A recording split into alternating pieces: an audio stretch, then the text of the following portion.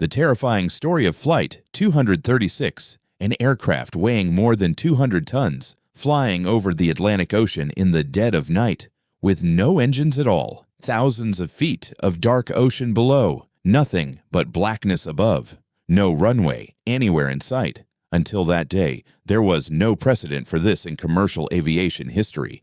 No checklist had ever been written for it. No pilot had ever faced this exact situation before. Nothing had prepared anyone for what was about to happen.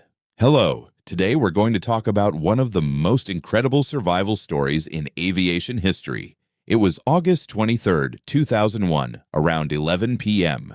Toronto's Pearson International Airport was packed. It was summer vacation season, and every gate was crowded with families, couples, and students waiting for their flights. At one of those gates stood Air Transat's Flight TS C236, a regular overnight international flight from Toronto to Lisbon, Portugal. On board were 293 passengers and 13 crew members, 306 people in total. Most of the passengers were Canadians of Portuguese descent, heading to Portugal for their summer holidays. But not a single person on board knew that the pilot in the cockpit was carrying a secret, one that would come out later, after everything else had already happened. For now, let's go back and find out where this whole disaster actually began. This story starts 9 days earlier. On August 15, 2001, Air Transat's maintenance team, during a routine inspection, found metal shavings in the oil system of one of their Airbus A330's right engine. It was a serious red flag that something was wrong inside.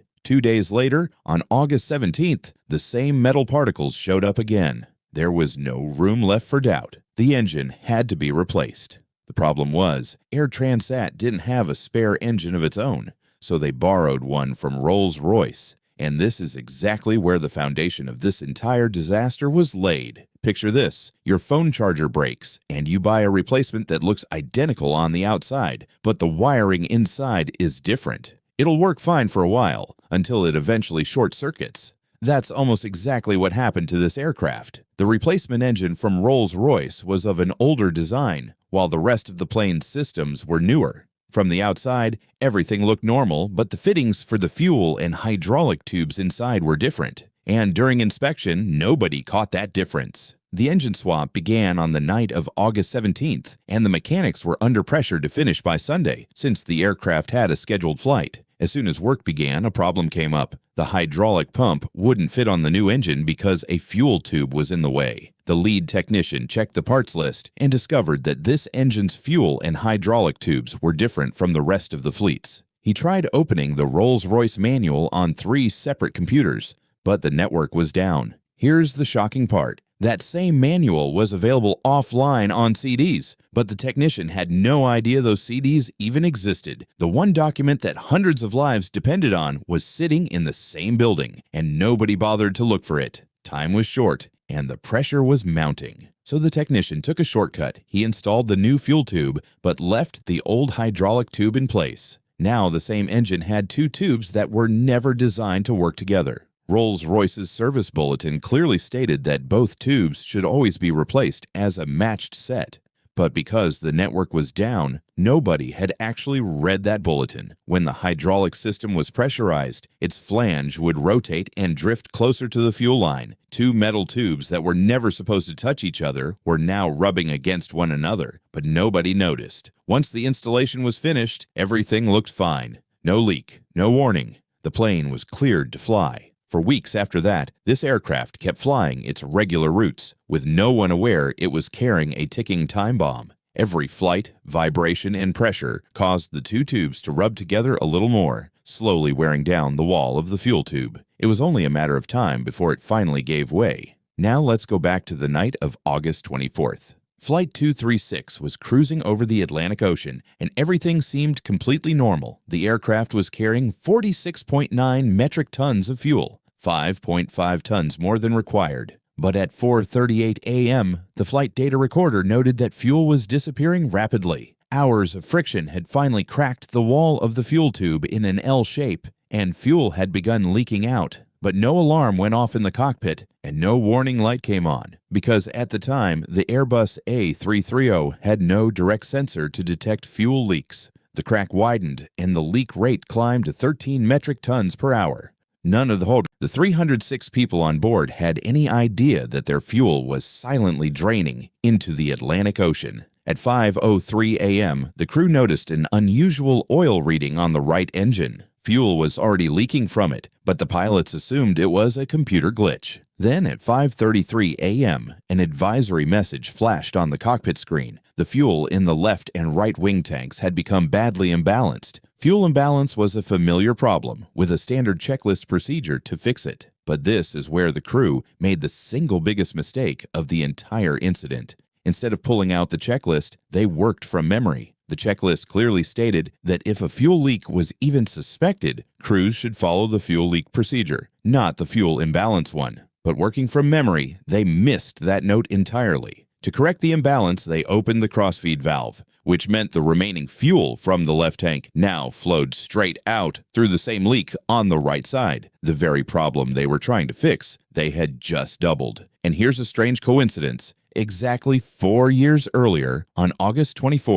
1997, an Air France A330 had suffered a nearly identical fuel leak. French authorities had recommended that Airbus install an automatic fuel leak warning system. Procedures were updated, but that automatic warning system was never actually installed. 4 years later, the exact same scenario was playing out on Flight 236. The fuel readings kept dropping.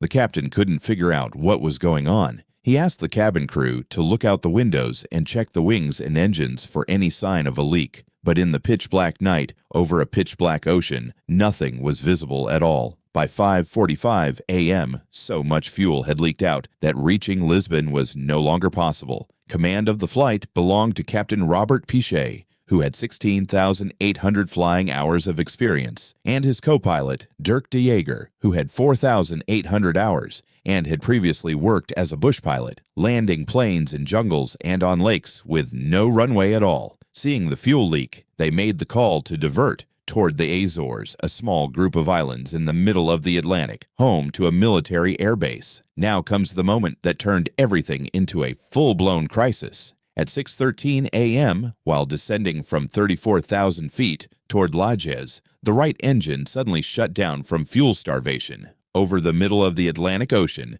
this twin-engine aircraft was now running on just one engine.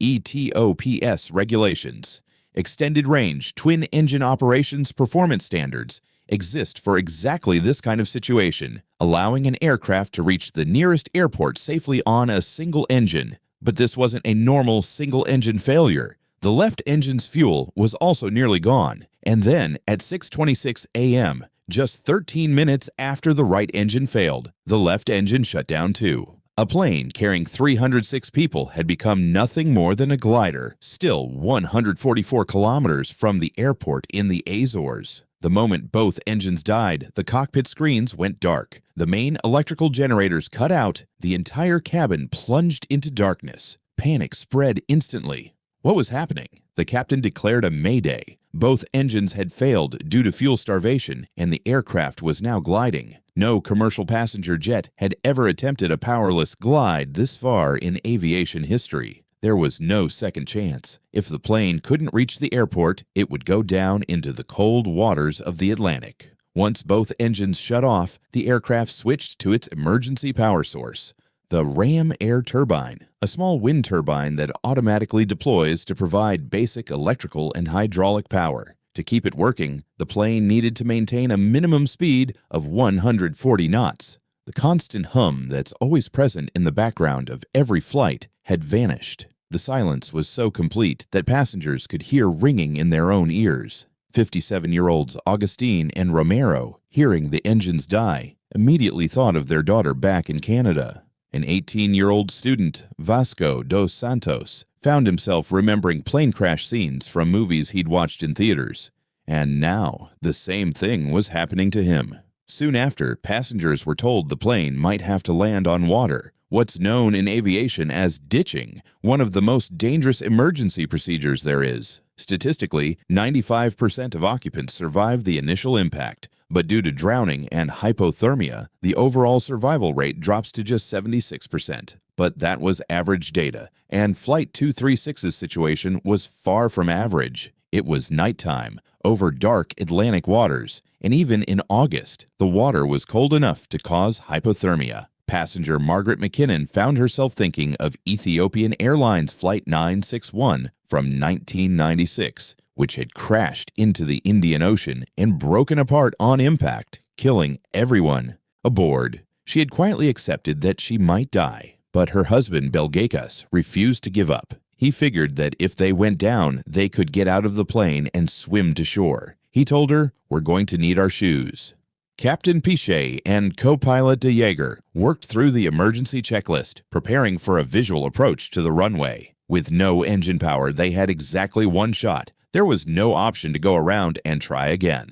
At 6:31 a.m., the crew made contact with Lajes approach control with the aircraft at 27,000 feet and the airport 33 nautical miles away. By 6:36 a.m., they spotted the runway lights, just 14 nautical miles out. At 6:43 a.m., the landing gear came down, and at 6:45 a.m., the plane touched down at the military airbase. From the moment both engines failed to the landing, the aircraft had flown for roughly 19 minutes with zero engine power, the longest unpowered glide in commercial aviation history. But the landing itself was anything but smooth. Without reverse thrust from the engines, the crew needed extreme braking. The main wheels locked up, the tires blew out, the wheel bearings were damaged, and sparks and flames shot out from the landing gear, thankfully extinguished quickly. The impact was hard enough to throw passengers forward in their seats. When the aircraft finally rolled to a stop, the entire cabin burst into applause. In under 2 minutes, all 306 people were evacuated. Not a single person died. There were 2 serious injuries and 16 minor ones, most of them from the emergency slide evacuation itself. After landing, Captain Piché was hailed as a hero, but within days, his past came to light. Nearly 20 years earlier, he had been arrested in the United States for drug trafficking and sentenced to 5 years in prison in Georgia before later being pardoned. The revelation raised an uncomfortable question.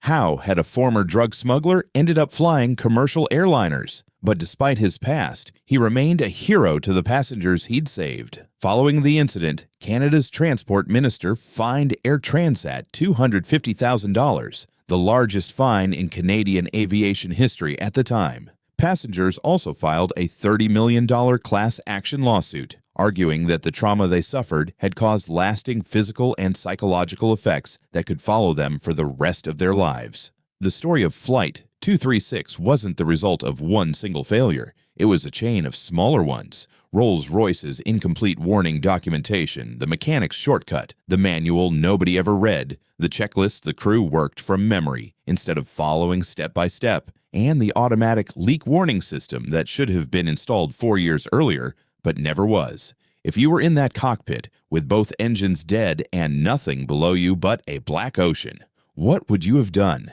Let us know in the comments. If you enjoyed this story, our next video covers another incredible aviation survival story. Click through and